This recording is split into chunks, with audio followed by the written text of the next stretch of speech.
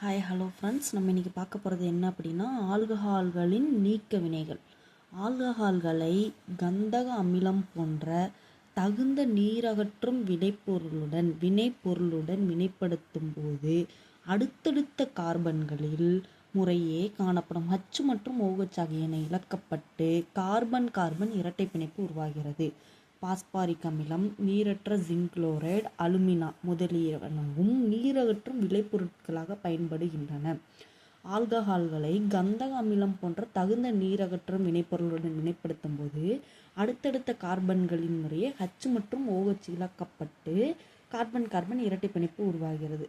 Phosphoric அமிலம், நீரற்ற zinc chloride, alumina முதலியனவும் நீரகற்றும் விளைபொருட்களாக பயன்படுதுன்னு சொல்கிறாங்க. இப்போ எத்தனால் எடுத்திருக்கோம். H2SO4 கூட 443 கெல்வின் வெப்பநிலையில் வெப்பப்படுத்தும் போது நம்மளுக்கு ஈத்தீன் கிடைக்குது.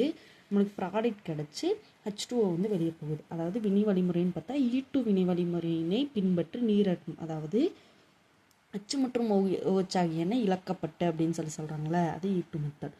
எத்தனால் அப்போது இந்த இடத்துல வந்து H2SO4 வந்து இந்த மாதிரி பிரித்து எழுதியிருக்கோம். அப்போ இந்த O வந்து இந்த H அப்ரோச் பண்ணும்,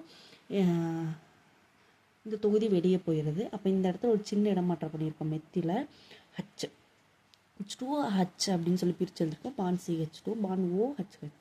அதாவது இந்த இடத்துல என்ன நடந்திருக்கு அப்படின்னா, இந்த பாண்டை இங்கே கொடுத்துட்டு போகுது, H வெளியே போகுது. இந்த பாண்டை இந்த H2O வந்து எடுத்துகிட்டு போகுது. அப்போ CH2 டபுள் பாண்ட் CH2 இந்த இடத்துல என்ன வெளியே போகுது அப்படின்னா -H+, அதாவது இந்த எலக்ட்ரானை கொடுத்துட்டு போகுது அப்படின்னு சொல்கிறாங்க. இது இங்கே கொடுத்துட்டு போகிறதுனால தான் வந்து இங்கே டபுள் பாண்ட் வருது. அப்போ H2O. அவ்வளோதான் ஃப்ரெண்ட்ஸ், உங்களுக்கு ஈஸியாக இருக்குன்னு நினைக்கிறேன். தேங்க்யூ.